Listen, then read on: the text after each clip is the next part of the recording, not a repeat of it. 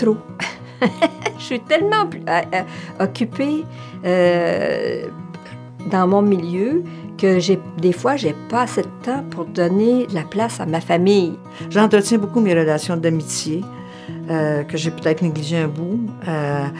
Ma famille, mes enfants, mes 2 garçons sont loin, mais les petits-enfants, c'est bien.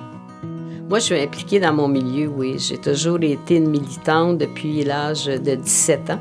Moi, heureusement, j'ai connu des organismes et j'appartiens à 2 organismes qui m'aident beaucoup à avoir une raison de sortir.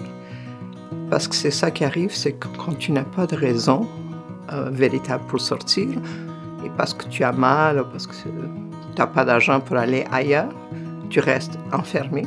Je suis arrivée au Québec à l'âge de 58 ans. J'avais des problèmes d'intégration à cause que je suis femme noire, femme issue de l'immigration. Et autour de moi, j'ai remarqué qu'il y avait d'autres femmes qui étaient dans la même position, dans la même situation que moi.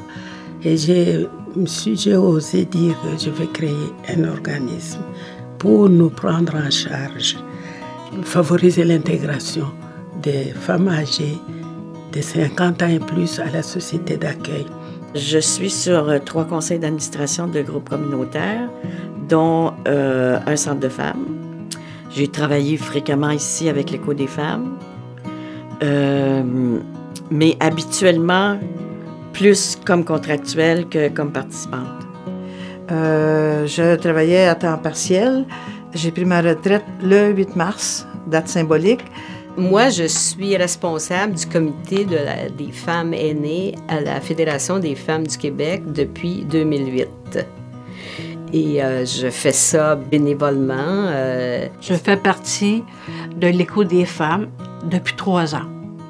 Je fais partie du comité d'administration et je termine bientôt mon mandat de 2 ans et j'aime beaucoup ça.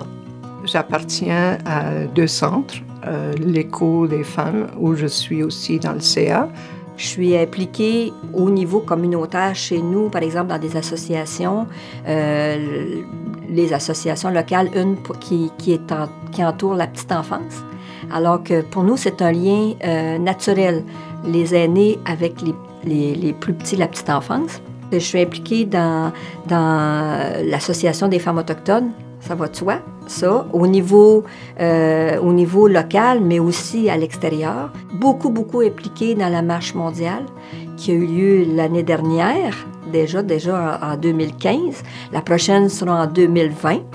Je pense que je serai aussi impliquée pour celle de 2020. Et c'était le temps de s'impliquer pour la Marche mondiale des femmes 2015 aussi.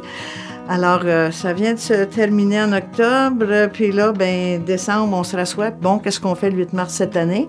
Alors là, on est dans la grosse organisation du 8 mars. Et puis aussi, je suis des cours d'anglais. Puis aussi, je m'occupe d'une femme qui fait de la paralysie cérébrale depuis une 20aine d'années. Alors, je suis très occupée. Je réalise que même si je travaillais à temps partiel, même si j'étais impliquée dans plein d'organisations, le fait de ne plus travailler 2 jours semaine, j'ai perdu un point de repère important. Alors, des fois, je ne sais plus quel jour on est. J'aime moins ça. En même temps, je n'ai pas l'intention d'avoir un agenda ouvert mur à mur, je veux dire, impliqué mur à mur. Je veux prendre ce temps-là de transition pour faire le point. Et je veux peut-être me diversifier un peu. Ça fait 15 ans quand même que je suis dans l'organisation des 8 mars et des marches mondiales. Le logement social, ça me préoccupe beaucoup. Je vais aller.